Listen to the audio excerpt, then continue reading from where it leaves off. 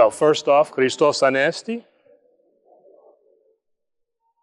So today it seems fitting that with the large number of memorials that we have today, and partly the reason for that, as most of you know, is that we can't have any memorials from Holy Week on through Thomas Sunday.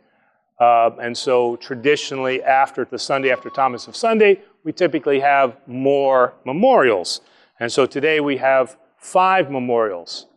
And what this brings into our minds, or should bring into our minds, is the sadness of those who have passed. But equally so, and especially in the midst of now this resurrectional time where where it's brought in front of us. We have gone through 40 days of a sad and reflective time, and then we've gone through another 8 to 9 days where we have endured together with Christ the passion that he went through.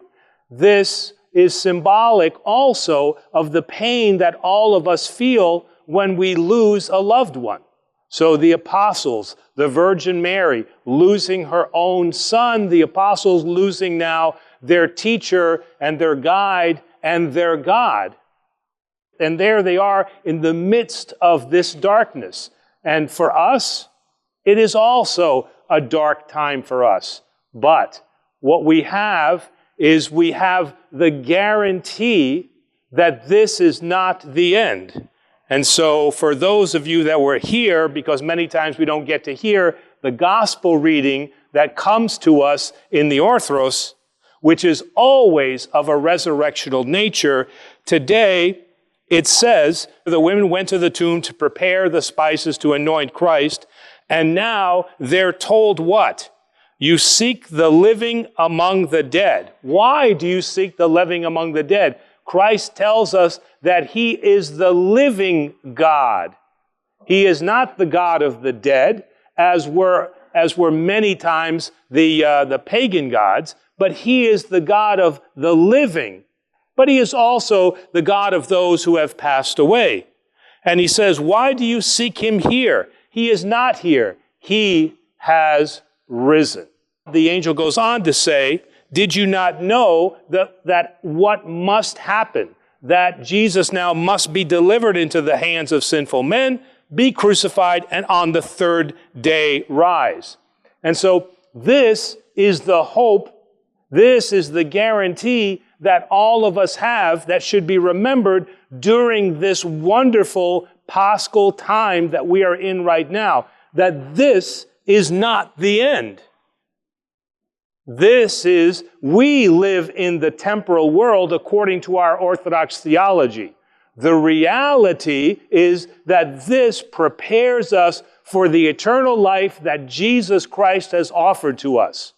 Now, in the midst of our sadness, this is a difficult thing to understand, and it's even a more difficult thing to then comprehend. And so everything seems dark and gloomy and without hope.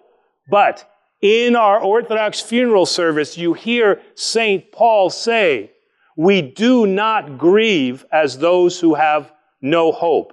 We do grieve, but not like those who have no hope. And so it's important and especially relevant here when we see and perform these memorial services that we must remember that we are here in church because we believe that this is not the end. If you believe that this is the end, then you have no purpose being in church.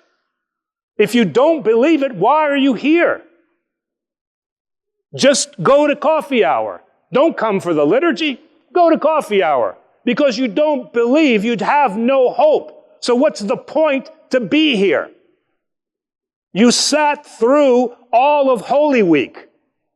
You watched now the pain that all of the disciples and the Virgin Mary suffered, as you suffer for having lost people. And so we cannot be hypocrites here and live in this paschal light and not believe that this is the end. It cannot be so. And we have been given that guarantee. And this is why we come to church, because we believe this truth. Not a relative truth, not what the church has told us to believe, but because we have experienced the light of Christ in our lives. And so let us not be hypocrites. Let us be here in church. And when we hear this memorial service, amidst the sadness of that, let us also bask in the joy of what they are receiving, and that is our hope, that we at one point for sure will also then receive, which is the promise of eternal life.